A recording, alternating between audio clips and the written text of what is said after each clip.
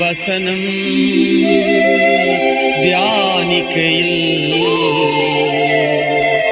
இதயமதில் ஆறுதலே, காரிருளில் நடக்கையிலே தீபமாக வழி நடத்தும். காரிருளில் நடக்கையிலே தீபமாக வழி நடத்தும். திருக்கரத்தால் தாங்கி என்னை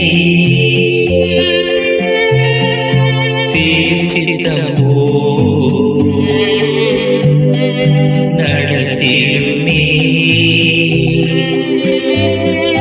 குயங்கையில்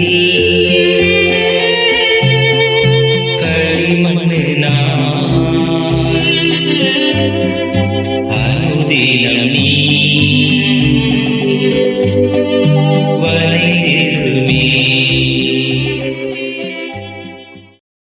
கர்த்தருக்குள் அன்பானவர்களே, அனுதினமும் கிறிஸ்துவுடன் தியான வேளைக்கு உங்களை அன்புடன் அழைக்கிறோம்.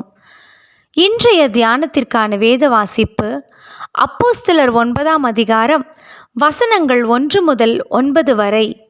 தியானத்தின் தலைப்பு: எதற்காக வைராக்கியம்? இருளின் அதிகாரத்தினின்று நம்மை விடுதலையாக்கி தமது அன்பின் குமாரனுடைய ராஜ்யத்திற்கு உட்படுத்தினவருமாயிருக்கிற பிதாவை ஸ்தோத்தரிக்கிறோம். கொலோசேயர் 1ஆம் அதிகாரம் வசனம் 13. சபை வைராக்கியம் இன்று அநேகரை தேவனை விட்டு தூரமாக்கி இருக்கிறது.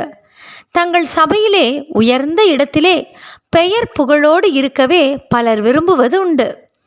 சபையில் முக்கிய புள்ளியாக இருக்க வேண்டுமென விரும்புகிறார்களே தவிர தேவ ராஜ்யத்தின் பிரஜையாக வேண்டுமென்று வாஞ்சிக்க தவறுகிறார்கள்.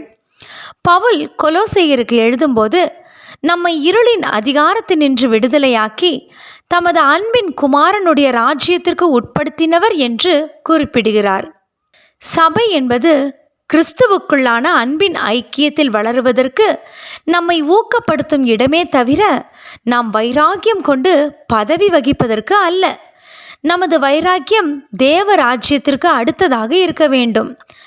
ஆரம்ப கால திருச்சபையிலே ரட்சிக்கப்பட்டவர்கள் சபையிலே சேர்க்கப்பட்டார்கள். ஆனால் இன்றைய திருச்சபையிலே இருப்பவர்கள் ரட்சிக்கப்பட வேண்டிய நிலையில் இருக்கிறார்களோ என்று எண்ண தோன்றுகிறது. இன்றைய தியான பகுதியிலே யூத மார்க்கத்துக்கு விரோதமாக எழும்புகிறவர்களை துன்பப்படுத்தி கொலை செய்வதற்காக வைராக்கியத்தோடு புறப்பட்ட சவுல் என்ற வாலிபனை ஆண்டவர் வழியிலே வைத்து சந்தித்து, நீ துன்பப்படுத்துவது மக்களை அல்ல, என்னைத்தான் துன்பப்படுத்துகிறாய் என்று ஆண்டவர் கூறிய போது திகைத்தான். அந்த இடத்திலேயே தன்னை கிறிஸ்துவுக்கு ஒப்பு கொடுத்து மனம் திரும்பினார். இப்படி யூத மார்க்க வைராக்கியம் கொண்டிருந்த சவுல் அதற்கு எதிரானவர்களை கொலை செய்ய அனுமதி பெற்று புறப்பட்டு செல்லும் அளவுக்கு வைராக்கியம் கொண்டிருந்தவர். ஆண்டவரால் புதிய ஒரு மனுஷனாக மாற்றம் பெற்ற பின்னர் அதே வைராக்கியத்தை கிறிஸ்துவின் ராஜ்யத்திற்காக செலவிட்டார். சபையில் அங்கம் வகிப்பதல்ல, சபையை கிறிஸ்துவுக்காக ஆதாயப்படுத்துவதில் பவுல் காட்டிய வைராக்கியம் இன்று நம்மிடம் உண்டா? தேவ பிள்ளையே, நாம் இன்று என்ன விஷயத்தில் வைராக்கியம் காட்டுகிறோம்? பிறரை பழி தீர்ப்பதிலா அல்லது தேவ ராஜ்யத்தை கட்டி எழுப்புவதிலா?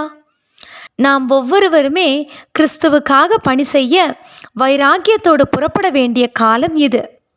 நாமோ அதை விடுத்து நமது சபைகளையே வைராக்கியமாக பிடித்து கொண்டு இருக்கிறோம்.